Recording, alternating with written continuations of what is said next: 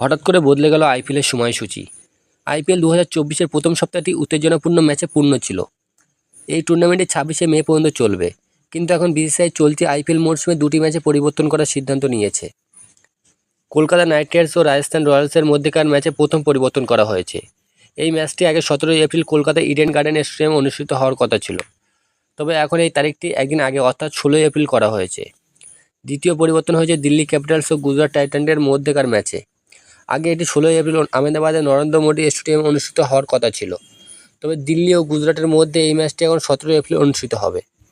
কলকাতার নিরাপত্তা ব্যবস্থা নিয়ে অস্থায়ী নয় cricket association of Bengal. 17 April রামনবমীর কারণে কলকাতা পুলিশ নিরাপত্তা ব্যবস্থা সম্পর্কে কোনো স্পষ্টীকরণ করেনি। 19 এপ্রিল বাংলায় লোকসভা নির্বাচনের প্রথম দফায় ভোট গ্রহণ অনুষ্ঠিত হবে। সিএবি বিসিসিআইকে পরামর্শ দিয়েছিল যে হয় কেকেআর বনাম আরআরের ম্যাচটি একদিন আগে অর্থাৎ 16 এপ্রিল বা একদিন পরে 18 এপ্রিল স্থানান্তর করা উচিত। আরেকটি খবর বেরিয়েছে যে সময়সূচিতে যখন পরিবর্তন হবে তারপরে আরও অনেক পরিবর্তন হবে তা নিশ্চিত। আইপিএল 2024-এ কলকাতা নাইট রাইডার্স এখনও পর্যন্ত দুটি ম্যাচ খেলেছে এবং শ্রেয়স আয়ারের নেতৃত্বে দুটি ম্যাচে জয়লাভ করেছে। কেকেআরের বর্তমান পয়েন্ট 4 রয়েছে এবং দলটি পয়েন্ট টেবিলের দ্বিতীয় স্থানে রয়েছে। কেকেআরের পরবর্তী ম্যাচ 3 এপ্রিল দিল্লি ক্যাপিটালসের বিরুদ্ধে।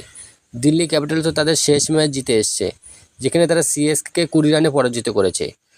কোন দল জয়ের নাম লেখাতে পারে সেটা এখন দেখার বিষয়।